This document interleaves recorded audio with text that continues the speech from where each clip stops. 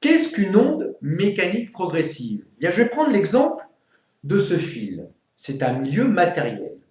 Je crée une perturbation en un point qu'on appellera le point source. Cette perturbation se déplace dans le milieu matériel et modifie temporairement la vitesse, la position et l'énergie de tous les points du milieu.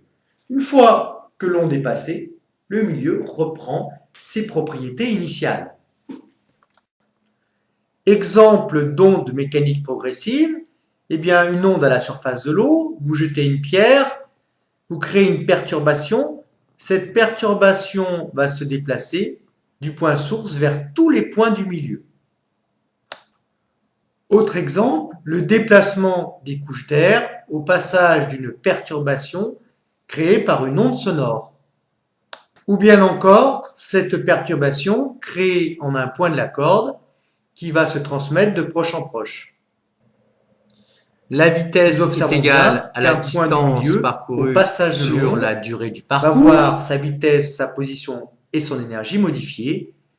Puis, une fois l'onde passée, va reprendre sa même position, sa même vitesse et sa même énergie.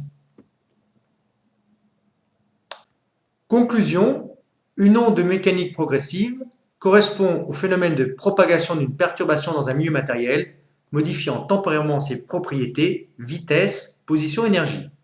Après le passage de la perturbation, le milieu reprend ses propriétés initiales. Attention, il n'y a pas transport de matière, mais transport d'énergie lors de la propagation de l'onde. Par exemple, une onde sismique peut provoquer des raz-de-marée, ce qu'on appelle des tsunamis, qui transportent une énergie dévastatrice. Une onde peut se propager en une dimension de l'espace, c'est le cas d'une onde le long d'une corde. En deux dimensions de l'espace, c'est le cas de l'onde se propageant à la surface de l'eau. Ou en trois dimensions de l'espace, c'est le cas des ondes sonores ou lumineuses qui se propagent dans toutes les directions.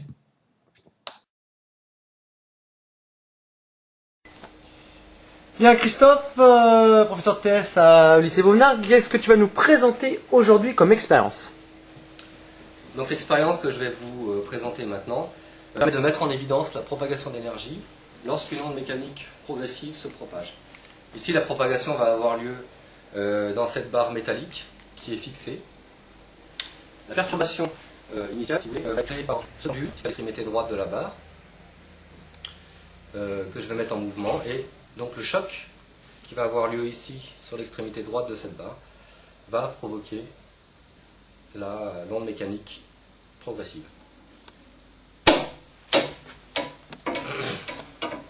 Alors Christophe, qu'est-ce que cette expérience nous a permis de montrer? Donc cette expérience a permis de montrer deux choses. La première, c'est le transport d'énergie, donc de nature mécanique, entre l'extrémité droite de la barre et l'extrémité gauche, qui s'est manifesté par la mise en mouvement du pendule qui était situé à gauche de la barre. Je remontre. D'accord. Est-ce qu'il y a déplacement de matière au cours de la propagation d'une onde? Alors, il n'y a pas de déplacement de matière à proprement parler, puisque la perturbation qui se propage, qui va se faire dans ce sens-là, va être au niveau microscopique. Au niveau macroscopique, on voit bien que la barre n'a pas bougé, elle est fixe, donc elle n'a pas bougé pendant l'expérience.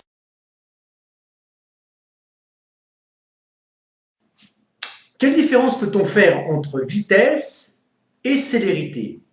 Vitesse, c'est pour le déplacement d'un objet. Je parle de vitesse de déplacement de cette balle. Distance parcourue sur durée du parcours. Pour les ondes, on ne parle plus de vitesse, mais de célérité. Je crée une perturbation ici, en cet endroit-là. Cette perturbation se propage avec une certaine célérité. Pourquoi on ne parle pas de vitesse? Parce que cette fois-ci, il n'y a plus du déplacement de matière de ici à ici, mais uniquement un déplacement temporaire de matière au passage de l'onde. Le terme vitesse est donc utilisé pour les transports matière. Le terme célérité est utilisé pour les ondes. La célérité V d'une onde progressive correspond à la vitesse de déplacement d'une perturbation dans le milieu de propagation. La célérité est égale au rapport de la distance d parcourue sur la durée delta t du parcours. V égale d sur delta t, avec en unité légale la vitesse en mètres, la distance, la vitesse pardon, en mètres secondes moins 1, la distance La en mètres vitesse et est la égale durée à la en distance secondes. parcourue sur la durée du parcours. Un petit exercice pour vous maintenant, déterminer la célérité d'une onde le long d'une corde. Vous allez déterminer la célérité d'une onde le long d'une corde. Nous avons positionné en x égale 0 m, en abscisse 0 m, un point bleu et un point rouge qui a pour abscisse sur la corde x égale 4 mètres. Nous créons une perturbation au niveau de la source, donc au niveau du point bleu. Cette perturbation se déplace de proche en proche le long de la corde. Sur ce graphe, nous voyons l'ordonnée du point bleu et du point rouge au cours du temps. Nous remarquons qu'à t égale 0, le point bleu commence à se déplacer, à t égale 0 secondes, et il faut attendre un instant t égale 2 secondes, 2,00 secondes, pour que le point rouge se déplace. Calculez la célérité le long de la corde. Célérité de l'onde, évidemment. Avant de faire un exercice, il y a toujours une technique qu'il faut faire. La technique, c'est j'écris les données, j'écris l'inconnu. Voici les données. L'inconnu, eh bien, c'est la célérité des ondes, ici, le long de cette corde. La célérité de l'onde, c'est la distance parcourue par l'onde, divisée par la durée du parcours. Bien. Quelles sont les distances que l'on possède? Eh bien, on sait que le point rouge est distant de XR moins XB, abscisse du point rouge moins abscisse du point B, qui vaut donc 4 moins 0, 4 mètres. Et puis, à t égale 0, le point bleu commence à se déplacer, et il faut attendre 2,00 secondes pour que le point rouge commence à se déplacer. Donc, l'onde a parcouru ces 4 mètres en quelle durée? Eh bien, en une durée TR moins TB. Il ne reste plus qu'à faire le calcul. 4,00 mètres divisé par 2,00 moins 0, ce qui nous fait 2,00 mètres par seconde. L'onde se propage le long de la corde avec une célérité qui est égale à 2 mètres par seconde. J'ai 3 chiffres significatifs dans le résultat, car mes données en possèdent également 3.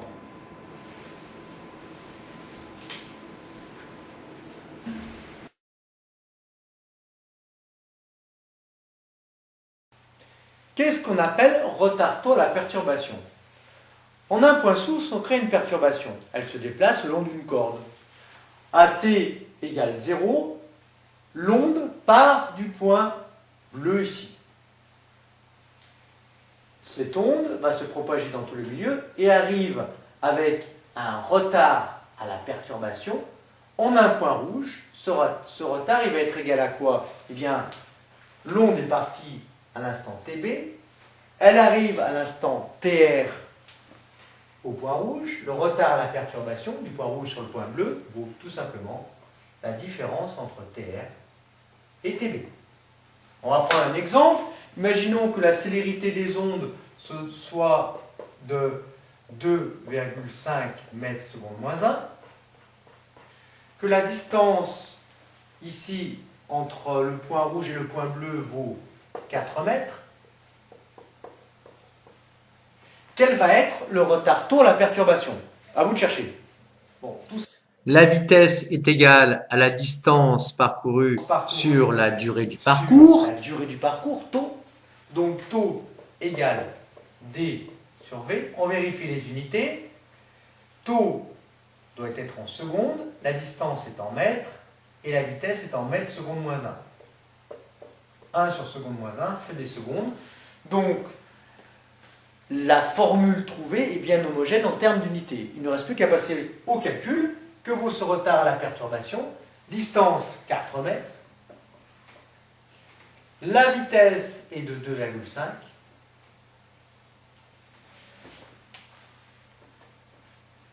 égale 1,6 secondes. Je prends deux chiffres significatifs parce que la donnée qui en possède le moins est de deux chiffres significatifs, c'est 2,5.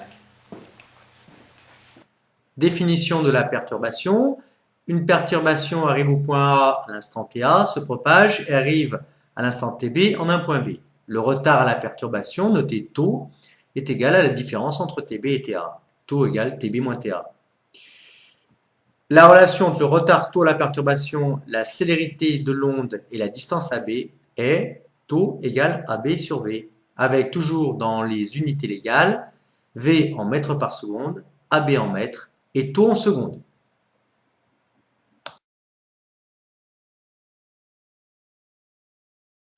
Dans cet exemple, la source qui représente ce point jaune produit une onde sinusoïdale périodique. Cette onde se propage le long d'une corde. Observons le point jaune. Nous voyons qu'à intervalles de temps réguliers, le point jaune reprend son élongation maximale. Top, top, top, c'est-à-dire à peu près toutes les secondes, le point jaune revient à sa position initiale.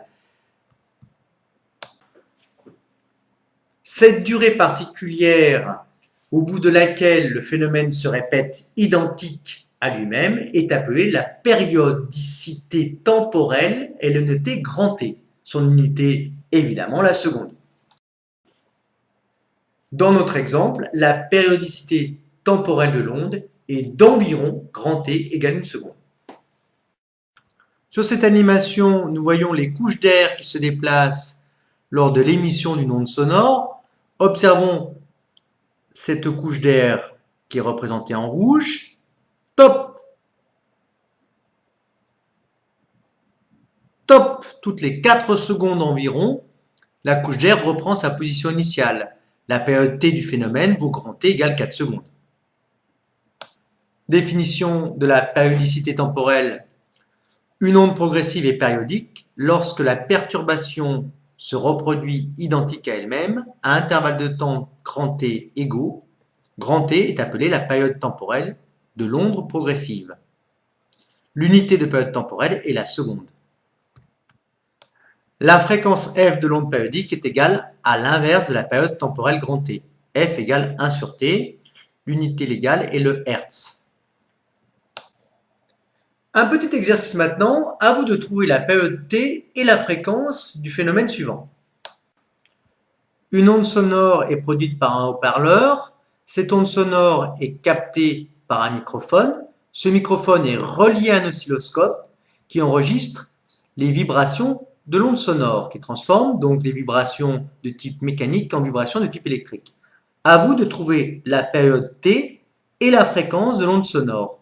On nous donne uniquement le calibre de temps qui vaut 0,2 millisecondes par division, ce qui signifie que le spot se déplace de une division en 0,2 millisecondes. Calculons la période et la fréquence de ces ondes sonores. Alors, la première chose à bien comprendre, c'est que le microphone, il convertit quoi? Eh bien, les vibrations des couches d'air en vibrations électriques. Ces vibrations électriques sont visualisées ici sur cet oscilloscope. La sensibilité horizontale vaut 0,2 millisecondes par division. Ça veut dire que le spot parcourt une division en 0,2 millisecondes.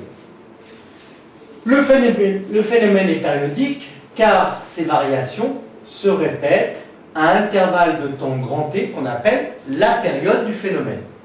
La période du phénomène correspond à 1, 2, 3, 4, 5 divisions. Donc que vaut la période T? Eh bien, c'est le nombre de divisions fois le calibre de temps, 0,2 millisecondes par division. Ce qui nous fait, pour la période T, eh bien, 5 fois 0,2. Alors 5,0, on a deux chiffres significatifs, un seul ici. Le résultat doit comporter un seul chiffre significatif, c'est-à-dire 1 milliseconde, c'est-à-dire 1 fois 10-3 secondes. Voilà pour la période du phénomène. La fréquence que vaut-elle? C'est l'inverse de la période. F égale 1 sur T, 1 sur 1,0 fois 10-3, 1 pardon, fois 10-3, ce qui nous fait 1 fois 10 puissance 3 Hertz. 1000 Hertz pour la période du phénomène, 1 milliseconde, 1000 Hertz pour la fréquence du phénomène, 1 milliseconde pour la période. Une fréquence de 1000 Hertz, ça veut dire que 1000 fois par seconde, la couche d'air revient à sa position initiale. Voilà.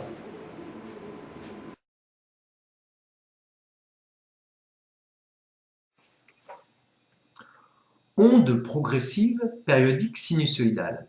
Avant d'aborder ce type d'onde particulier, il faut connaître quelques valeurs par cœur de cosinus et de sinus. Les voici. Je vous laisse lire et noter les valeurs des cosinus et des sinus de ces angles. On rappelle que l'unité d'angle, l'unité légale d'angle est le radian. 2 pi radian égale 360 degrés, donc 1 radian égale 360 divisé par 2 pi, c'est-à-dire 360 divisé par 6,28, ce qui nous fait à peu près 57,3 degrés.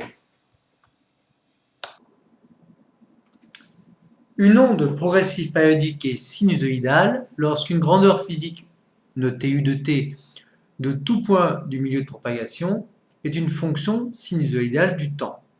U de t donc égale à UM cosinus de 2 fois pi fois t sur grand T plus phi, ou UM fois cosinus de 2 pi f fois t plus phi.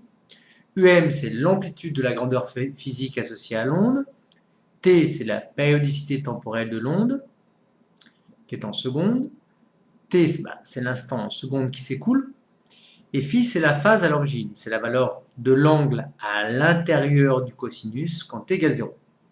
Exemple de grandeur physique U de t que vous verrez en terminale, eh bien par exemple l'élongation sur l'axe des Y du point d'une corde notée Y de t, la tension U de t produite par un microphone qui capte un son de fréquence F, ou éventuellement la pression P de t d'un point du milieu. Prenons un exemple d'onde progressive sinusoïdale. À l'aide du logiciel Attier, nous cliquons sur onde sinusoïdale, nous démarrons le vibreur qui crée une onde sinusoïdale le long de cette corde. Nous pouvons observer deux fonctions sinusoïdales. Une première ici, sur ce graphique, nous voyons l'élongation, c'est-à-dire la position sur l'axe des Y du point de la courbe au cours du temps.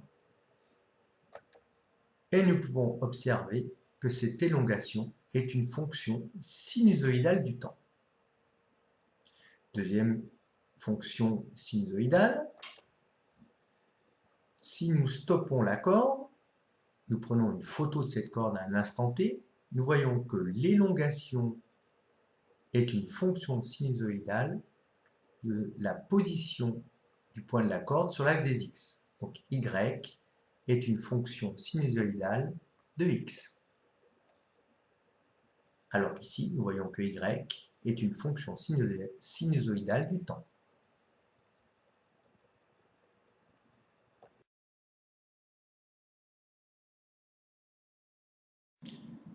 Exercice, tracé sur un graphique l'élongation Y de t d'une corde au cours du temps, possédant les caractéristiques suivantes. Phase à l'origine, phi égale 0, période t égale 1 seconde, amplitude Ym égale 20 cm. Vous dessinerez les points correspondant aux abscisses t égale 0 secondes, t sur 4, t sur 2, 3t sur 4 et grand T. Effectuez le même travail mais avec le tableur Excel en traçant les points toutes les 0,2 secondes. Commençons à calculer l'élongation à t égale 0. T égale 0, Y de 0 est égal à Ym fois cosinus de 2pi fois 0 sur grand T, ça fait 0. Et phi, la phase à l'origine, vaut 0 également. Donc ça nous fait cosinus de 0. Cosinus de 0, c'est égal à 1. Donc ça nous fait Ym, c'est-à-dire 20 cm. Autrement dit, à t égale 0, l'élongation du point de la corde, c'est-à-dire son ordonnée, vaut 20 cm. Si je prends un carreau pour 10 cm, voilà la première valeur, puisqu'ici nous avons l'axe des temps, et ici l'axe des ordonnées, ou des élongations. Ce qui nous fait à t égale 0, Ym égale 20 cm. Prenons maintenant t égale grand T sur 4. Y de grand T sur 4 égale ym fois cosinus de 2pi fois T sur 4 divisé par grand T plus 0. Simplifions, ça nous fait cosinus de pi sur 2. Cosinus de pi sur 2, c'est égal à 0. Donc à t égale T sur 4, l'élongation vaut 0 cm. Si on prend un carreau pour toutes les 0,1 seconde, 1 seconde pour grand T, T sur 4, ça fait 1 divisé par 4, 1 quart, 0,25. 0,1, 0,2, 0,25. Donc AT égale 0,25 secondes, l'amplitude vaut 0. Bien, j'ai dit amplitude, mais vous alliez vous-même corriger, il s'agit bien de l'élongation. On prend t égale t sur 2. À ce moment-là, y de t sur 2 vaut ym fois cosinus de 2pi fois t sur 2 sur grand T. On simplifie, ça nous donne cosinus pi. Cosinus pi vaut moins 1 fois ym, ça fait moins ym. Nous avons l'élongation à ce moment-là minimale, moins 20 cm. Donc, t sur 2, ça nous fait 1 divisé par 2, 0,5 secondes. 1, 2, 3, 4, 5, 0,5 secondes. Nous nous retrouvons à la valeur moins ym. Ensuite, à t égale 3t sur 4, y de 3t sur 4 égale ym fois cos de 2pi fois 3t sur 4 divisé par grand T, ce qui nous donne de ici 3pi sur 2. 3pi sur 2, le cosinus de 3pi sur 2 vaut 0. 0, tout à fait.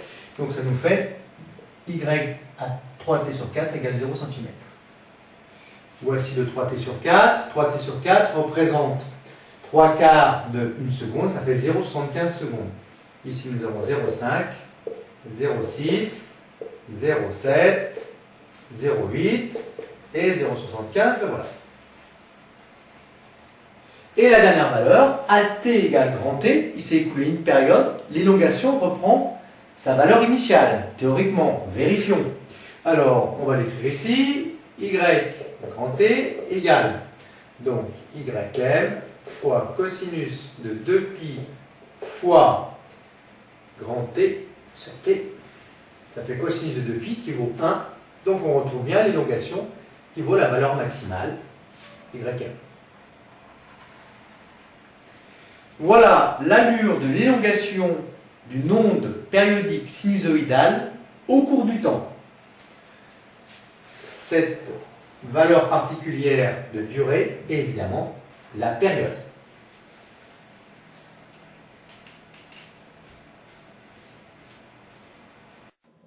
Traçons maintenant sur Excel l'élongation au cours du temps.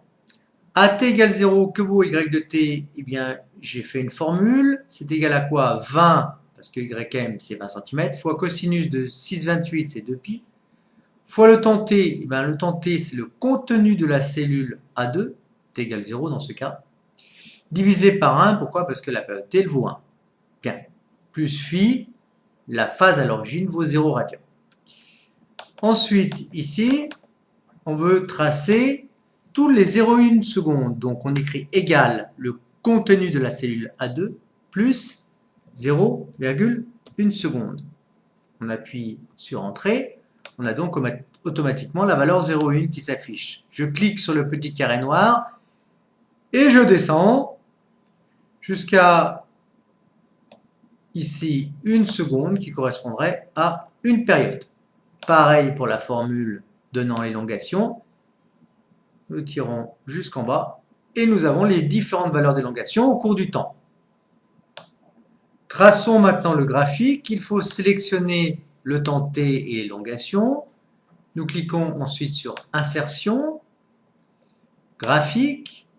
Le type de nuage de points que nous utilisons, eh bien, c'est ce type avec courbe lissée.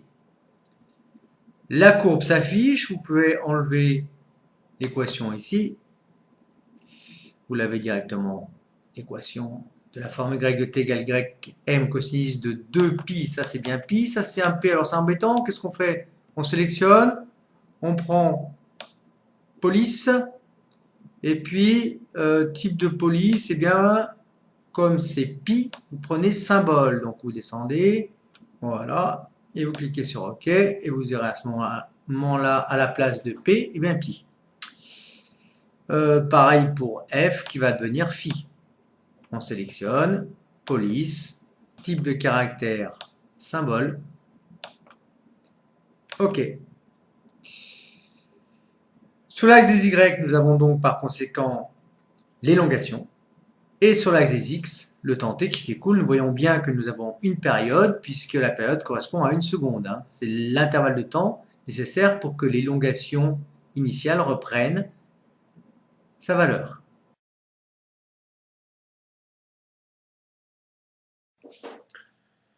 Une onde progressive périodique possède deux périodicités. Une périodicité temporelle que nous avons vue précédemment. Voyons maintenant ce qu'on appelle la périodicité spatiale. Vous pourrez cliquer sur l'animation de M. Passébon en allant dans le cours du chapitre 2 sur les caractéristiques des ondes. Vous éloignerez les microphones et observez ce qui se passe. Cette animation permet de mettre en évidence la périodicité spatiale de l'onde. Un haut-parleur émet une onde de fréquence 1000 Hz et voici deux microphones, 1 et 2, qui sont reliés à un oscilloscope. Nous voyons l'oscillogramme à cet endroit de l'animation. Lorsque les deux microphones sont à la même distance du haut-parleur, les deux couches d'air vibrent en phase. Nous pouvons le voir ici en décalant légèrement. Donc les deux couches d'air vibrent en phase, c'est-à-dire qu'elles atteignent leur maximum en même temps et leur minimum en même temps. Si on éloigne le microphone 2, on voit que les couches d'air ne vibrent plus en phase puisqu'elles n'atteignent plus leur maximum en même temps. En l'éloignant le microphone 2 d'une distance particulière qu'on nomme lambda, on voit qu'à nouveau les couches d'air vibrent en phase. La longueur d'onde est donc la distance minimale qui sépare deux couches d'air qui vibrent en phase. Cette animation permet de déterminer également la relation qui existe entre la période temporelle t de 1 milliseconde, dans le cas de cette onde, puisque la fréquence vaut 1000 Hz, la longueur d'onde vaut 34 cm, et si nous faisons le rapport entre la longueur d'onde et la période t, nous trouvons donc 340 mètres par seconde. C'est exactement la vitesse v de l'onde. Vitesse évidemment de l'onde sonore dans l'air. Pourquoi maintenant parle-t-on de périodicité spatiale? Nous allons le voir avec l'animation. Éloignons encore le microphone. Lorsque la distance séparant les deux microphones, donc les deux couches d'air, est égale à 2 lambda, nous voyons qu'à nouveau les couches d'air vibrent en phase. Poursuivons. Distance égale 3 lambda. Eh bien, les couches d'air vibrent à nouveau en phase. Nous voyons juste que l'amplitude de la couche d'air représentée en rouge, évidemment, est moins grande que l'amplitude de la couche d'air en bleu. On parle donc de périodicité spatiale, car pour une fois lambda, on trouve deux couches d'air qui vibrent en phase. 2 fois lambda, à nouveau, les couches d'air vibrent en phase. 3 fois lambda, à nouveau, les couches d'air vibrent en phase, etc. La longueur d'onde notée lambda, lettre grecque lambda, est la plus petite distance séparant deux positions pour lesquelles les élongations sont en phase. Elles atteignent donc leur maximum en même temps et leur minimum en même temps. Les positions éloignées de n fois lambda, avec n entier naturel, vibrent également en phase. La longueur d'onde, c'est également la distance parcourue par l'onde en une période temporelle grand T. Lambda égale v fois t, égale v sur f. avec V célérité de l'onde dans le milieu de propagation, T périodicité temporelle en secondes, lambda longueur d'onde en mètres et F fréquence de l'onde en hertz.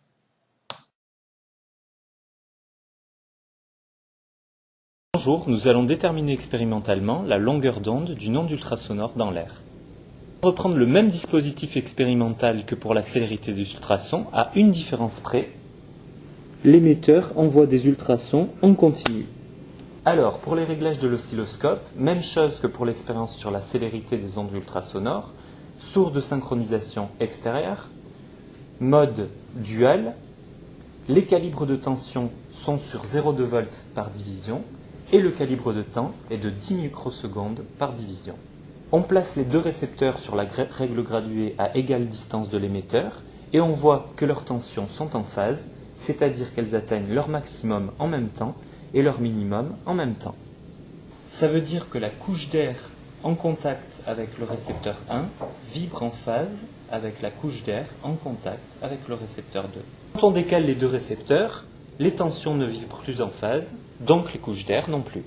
On rappelle que la longueur d'onde est la distance minimale qui sépare deux couches d'air qui vibrent en phase. Pour calculer la longueur d'onde notée lambda, on va décaler les deux récepteurs de 10 longueurs d'onde. Une longueur d'onde. Là, les deux couches d'air vibrent en phase. Exactement. Deux longueurs d'onde, etc. 3 jusqu'à 10. 4, 5, 6, 7, 8, 9 et 10. Distance correspondant à 10 longueurs d'onde vaut 90 mm sur la règle graduée, ce qui nous donne distance égale 10 lambda égale 90 mm, d'où lambda est égal à 9,0 mm, 9 fois 10 moins 3 mètres. On vient de déterminer la périodicité spatiale de l'onde, c'est-à-dire la distance minimale qui sépare deux couches d'air qui vibrent en phase. Maintenant, on va déterminer la périodicité Temporelle. Bien. Alors, comment est-ce qu'on fait, Julien?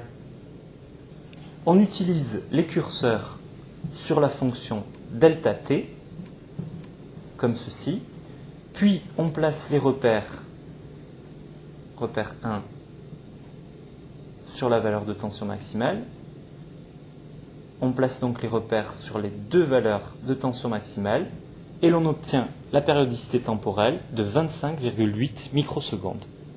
Julien, qu'est-ce que c'est que physiquement la périodicité temporelle? Alors, tu vas prendre une feuille très habilement, et cette feuille va représenter une couche d'air, donc elle démarre, vas-y, à l'instant T1, hop, à l'instant T2, elle revient à sa position initiale. Il s'est passé combien de temps entre Il s'est T1 et passé T2? un intervalle de temps qui correspond physiquement à cette périodicité temporelle. Voilà. Une Un période T, intervalle.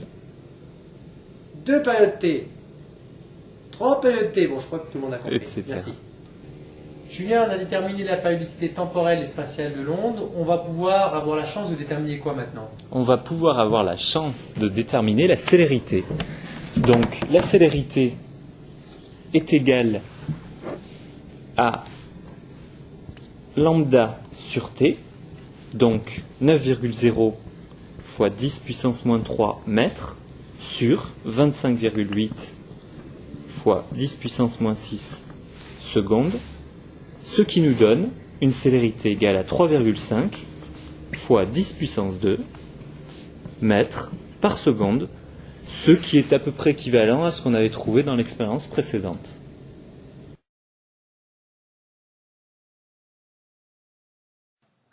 Un exercice, donc une onde sonore de fréquence 1000 Hz est produite par un haut-parleur. Deux microphones enregistrent les vibrations des couches d'air. Lorsque la distance séparant ces deux microphones vaut 34 cm, on remarque que les deux tensions, donc les deux couches d'air, vibrent en phase. Que vaut la célérité de l'onde sonore? Dans cette expérience, un haut-parleur produit une onde sinusoïdale sonore de fréquence 1000 Hz. Nous avons deux microphones, le 1 et le 2, reliés sur la voie Y1 et Y2 d'un oscilloscope, enregistre les vibrations des couches d'air numéro 1, couche d'air numéro 2. On éloigne ces deux microphones. La première distance D pour laquelle on voit les deux couches d'air qui vibrent en phase, car les deux tensions sont en phase, vaut D égale 34,1 cm. Alors attention, tout de suite mettre dans l'unité légale de distance qui est le mètre, donc 34,1 fois 10 moins 2 mètres. Et on vous demande que vaut la célérité des ondes sonores. La célérité, vous savez que c'est égal à la longueur d'onde divisée par la période t, ou la longueur d'onde de l'onde sonore fois la fréquence f, puisque f égale 1 sur t. Donc, que vaut cette longueur d'onde lambda? Lambda, c'est justement la plus petite distance qui sépare deux couches d'air qui vibrent en phase. Voici deux couches d'air qui vibrent en phase. Elles atteignent leur maximum en même temps, d'élongation, et leur minimum en même temps.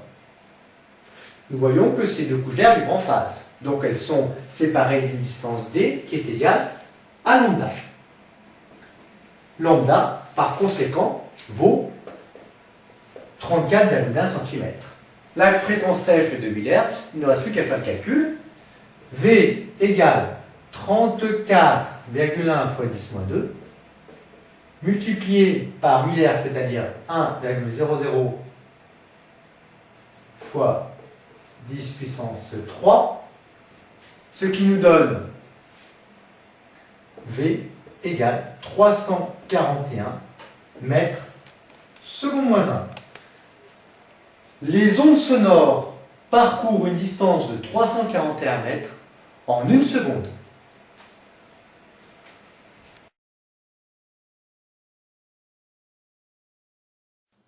Pour savoir ce qu'est un son, et vous allez en émettre un, eh bien, vous téléchargez le logiciel gratuit Audacity et vous allez enregistrer votre voix. Observation. Il suffit de cliquer sur Enregistrement.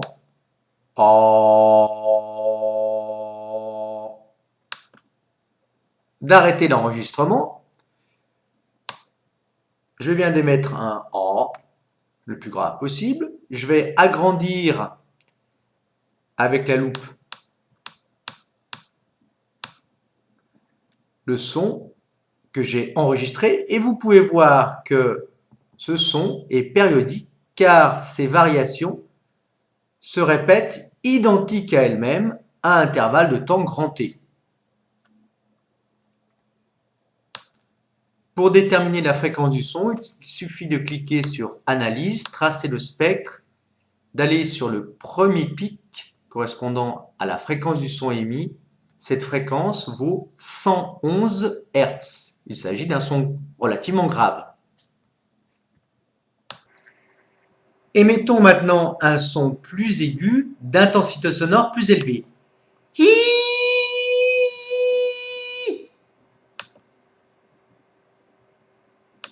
Déterminons la fréquence, on sélectionne une partie du signal, on clique sur Analyse, tracer le spectre, et nous prenons la fréquence logarithmique, 4096 points de mesure, et nous déterminons maintenant le premier pic. Le premier pic correspond à 320 Hz. 320 Hz, donc le son est plus aigu, la fréquence est plus élevée. Deuxième chose, si nous regardons l'amplitude de ce son par rapport à celui précédent, nous voyons que son amplitude est plus grande parce que l'intensité sonore est plus élevée également. Quelle est la différence entre les sons, les ultrasons et les infrasons? Les sons audibles par l'oreille humaine donc, sont des ondes dont la fréquence est comprise entre 20 Hz et 20 000 Hz. 20 fois par seconde, la couche d'air revient à sa position initiale, par exemple, ou 20 000 fois par seconde, là, dans le cas de la fréquence maximum. 20 000 fois par seconde, la couche d'air revient à sa position initiale. Pour les infrasons, eh bien, ce sont des ondes dont la fréquence est comprise entre 0 et 20 Hz. Et pour les ultrasons, ce sont les ondes dont la fréquence est supérieure à 20 000 Hz.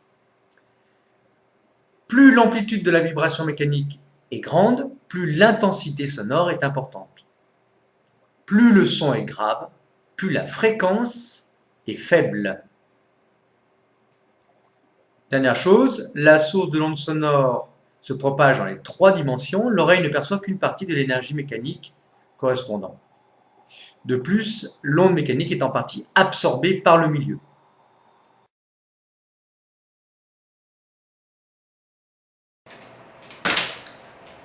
Bien, ce logiciel nous permet de faire une somme de fonctions sinusoïdales. Une fonction sinusoïdale, c'est la formule de t égale um, cosinus de pi f fois t plus phi. Um, c'est l'amplitude, f, c'est la fréquence du signal, et phi, c'est ce qu'on appelle la phase à l'origine, c'est la valeur de l'angle à t égale 0. On a, dans un premier temps, donc, produit un signal sinusoïdal de fréquence f1 égale 1 Hz, et de phase phi1 égale 0 radian, et d'amplitude, ici, UM1 égale 25. Alors 25 quoi? Eh bien, ça dépend évidemment de l'unité. Ça peut être des décibels, ça peut être des volts, etc. Ça peut être des longueurs. Hein. On ajoute à cette tension sinusoïdale de fréquence F1 une tension sinusoïdale de fréquence F2 égale 2F1. Donc qui nous ferait 2 Hz. Et d'amplitude que nous avons choisi égale à 10. UM2 égale 10. Ici, nous observons la somme de ces deux tensions sinusoïdales. Qu'est-ce qu'elle a de remarquable, cette somme? Eh bien, nous voyons que cette somme de deux tensions sinusoïdales nous donne un signal qui est périodique. C'est la première chose. Que vaut la période t? La voilà. Cette période t, elle est égale à quoi? Eh bien, elle est égale à la période t de la sinusoïde de fréquence 1 Hz. Bien, à noter que la phase φ2 de cette tension sinusoïdale vaut également 0 radian. Ajoutons maintenant à ces deux sinusoïdes une troisième sinusoïde de fréquence f3 égale 3f1 et d'amplitude, par exemple, 20. Donc, UM3 égale 20 pour l'amplitude et F3 égale 3F1 égale 3 Hz. Qu'est-ce que nous observons? Eh bien, nous observons qu'à nouveau, nous obtenons une tension ou un signal en tout cas qui est périodique, dont la période est identique à la période de la fréquence initiale de valeur F1. En généralisant, qu'est-ce qu'on peut dire? Eh bien, que une somme de sinusoïdes va nous donner un signal périodique.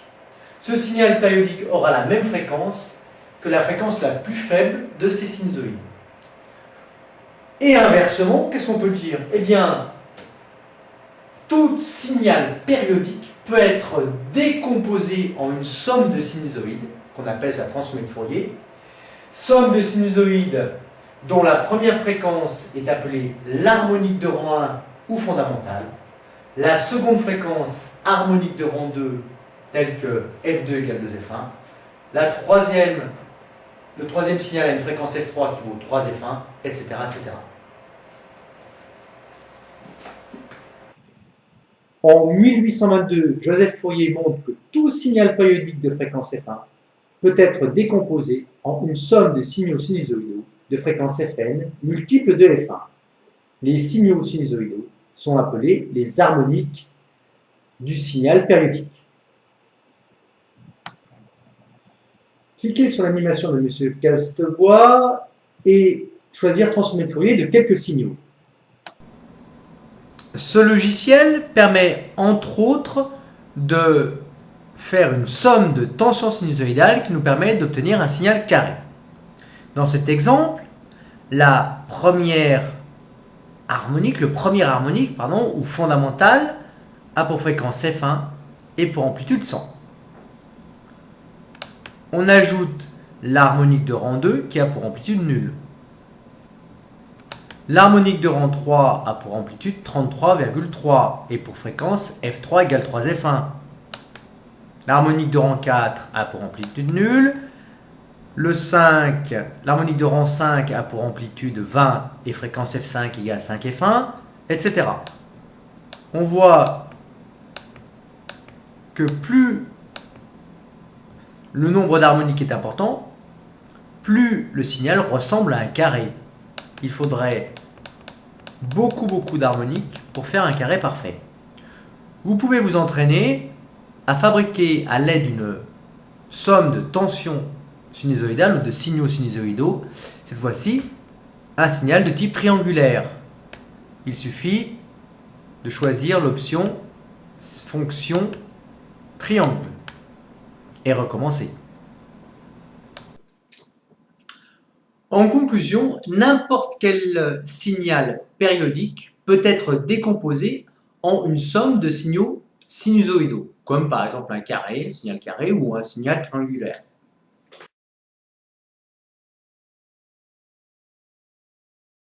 Bien, nous avons vu que tout signal périodique peut être décomposé en une somme de sinusoïdes qu'on appelle sa transformée de Fourier. Nous allons maintenant étudier un son avec un appareil que vous connaissez qui s'appelle un piano. Alors, en fait, c'est un synthétiseur qui est capable de produire des sons de différents instruments de musique. On va faire un Do tout d'abord avec le style piano. Alors, première chose, nous remarquons que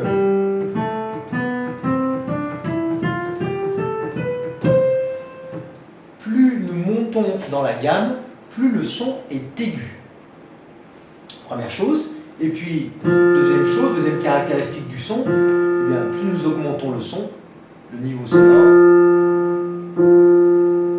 plus le son est fort. L'intensité sonore est exprimée en décibels. Bon, les puristes m'auront démasqué, hein, c'était pas un Do, c'était un quoi? Eh bien oui, un Fa.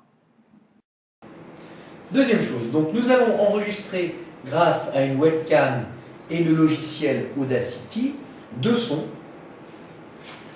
Le premier son produit par un piano. Donc nous lançons l'enregistrement.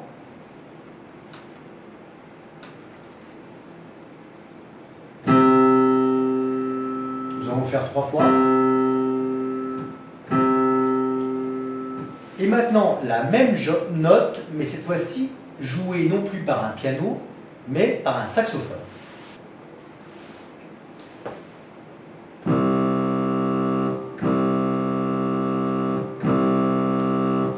À l'aide d'Audacity, nous allons maintenant tracer le spectre de ces deux notes et voir quelle est leur différence. Alors vous entendez tout de suite au niveau du son qu'il s'agit de la même fréquence. Par contre, le timbre de ces deux notes est différent. Nous allons voir ce que cela signifie un timbre différent en termes d'analyse spectrale. Analysons le premier son émis par le piano. Nous sélectionnons une partie du signal, nous agrandissons le signal et nous voyons qu'il s'agit d'un signal périodique, donc le son est un signal périodique. Nous allons le décomposer en somme de sinusoïdes, donc effectuer sa transformée de Fourier. Pour cela, il faut cliquer sur Analyse, tracer le spectre. On prend une fréquence logarithmique pour bien voir les différents pics et nous utilisons 4096 points de mesure. Le premier pic correspond à 129 Hz. Le second à 2 fois 129 Hz environ, c'est-à-dire 262 Hz. L'harmonique de rang 1, la fréquence F1, la plus basse, correspond au fondamental, c'est-à-dire à la fréquence de la note. La fréquence F2 égale 2F1 correspond à l'harmonique de rang 2. La fréquence qui vaut 3F1, c'est-à-dire environ 390 Hz, et l'harmonique de rang 3. L'harmonique de rang 4 pour 4 fois à peu près 130 Hz, c'est-à-dire 524 Hz, etc., etc. Analysons maintenant la même note jouée cette fois-ci par le saxophone. Nous agrandissons la partie sélectionnée. Nous voyons que la forme du signal n'est pas la même, ce qui signifie que le son n'a pas le même timbre.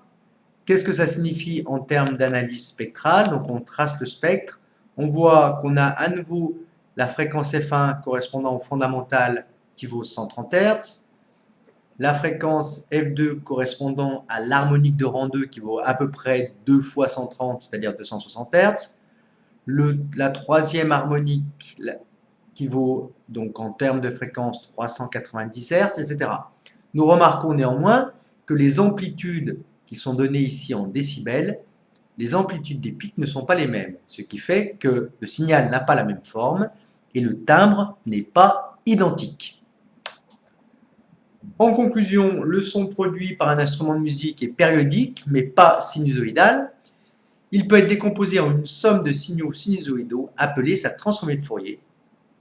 Le spectre en fréquence d'un son est la représentation graphique de l'amplitude en décibels dans notre cas, avec Audacity, donc en fonction de la fréquence des différents harmoniques du son. L'harmonique de rang 1, appelée également fondamentale, possède la même fréquence F1 que le son. La fréquence d'un son est appelée sa hauteur. Les fréquences Fn des autres harmoniques sont des multiples de la fréquence F du fondamental. Fn égale n fois F.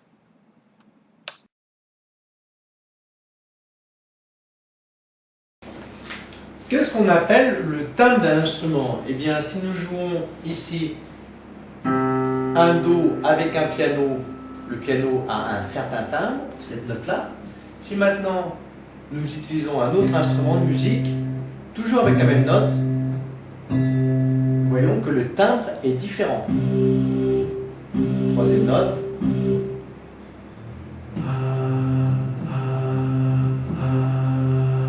Ce qui différencie tous ces timbres, c'est leur analyse spectrale, comme nous l'avons vu précédemment. Timbre d'un instrument de musique. Deux instruments peuvent jouer la même note, par exemple un La de fréquence 440 Hz. Cependant, le son paraîtra différent car les harmoniques qui le constituent sont différents. Les sons ont donc des timbres différents. Le timbre d'un son dépend des harmoniques qui le composent. Alors, on va prendre l'exemple d'une note de musique jouée par un clairon, avec et sans sourdine. La sourdine, c'est une partie que l'on met devant le clairon. Pourquoi le timbre est-il différent? Donc, dans le premier cas, sans sourdine, voilà les amplitudes des différents harmoniques et le spectre donc de cet instrument de musique. Avec sourdine, on voit que l'amplitude des harmoniques est différente. De ce fait, le timbre est différent.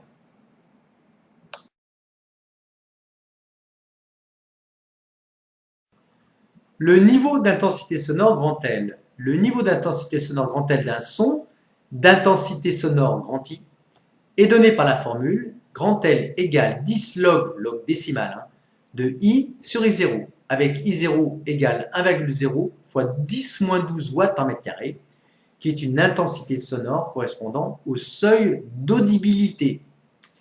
Unité, le décibel. Alors, quelques exemples, à vous de chercher. Le seuil d'audibilité correspond à I égale I0. Le niveau sonore correspondant est point d'interrogation. Deuxième exemple, le seuil de douleur correspond à une intensité sonore de 25 watts par mètre carré. À vous de trouver le niveau sonore grand L correspondant. Une dernière remarque, le niveau sonore est mesuré avec un sonomètre. Le niveau d'intensité sonore nous est donné par la formule 10 log de I sur I0. Alors attention de ne pas confondre le niveau d'intensité sonore en décibels, c'est noté avec la lettre grand L, et l'intensité sonore qui est en watts par mètre carré. Et donc l'intensité sonore de référence vaut 1,0 fois 10 moins 12 watts par mètre carré. Watts par mètre carré, ça veut dire que par mètre carré de surface, le son a une puissance de 1,0 10 moins 12 watts, puissance acoustique. Bien, alors on va prendre deux exemples. Imaginons que l'intensité sonore vaille I0. Que vaut à ce moment-là le niveau d'intensité sonore, j'appellerais L0. 10 log de I0 sur I0. J'écris d'abord l'expression littérale, puis je fais l'application numérique. Un point pour l'expression littérale, un point pour l'application numérique. Donc L0 égale 10 log eh bien, de 1, ce qui nous fait 0 décibels. Lorsque l'intensité sonore I vaut I0, donc le niveau d'intensité sonore vaut 0 décibels, ce qui signifie qu'on n'entend pas le son avec une oreille humaine. Dans le deuxième cas, que vaut l'intensité sonore, le niveau d'intensité sonore quand l'intensité sonore vaut 25 watts par mètre carré? On réécrit l'expression littérale, on ne s'en passe pas, et on remplace par les valeurs numériques. Eh bien, ça fait 10 log de 25 sur 1,0 fois 10 moins 12, ce qui nous fait grand L égale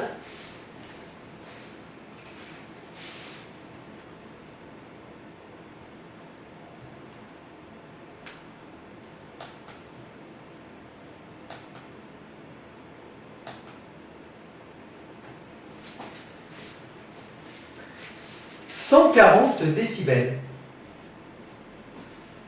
Ce niveau d'intensité sonore est dangereux pour l'oreille humaine. Généralement, il ne faut pas dépasser un son d'intensité, de niveau d'intensité sonore 100 décibels, sinon eh bien, l'oreille peut être fragilisée.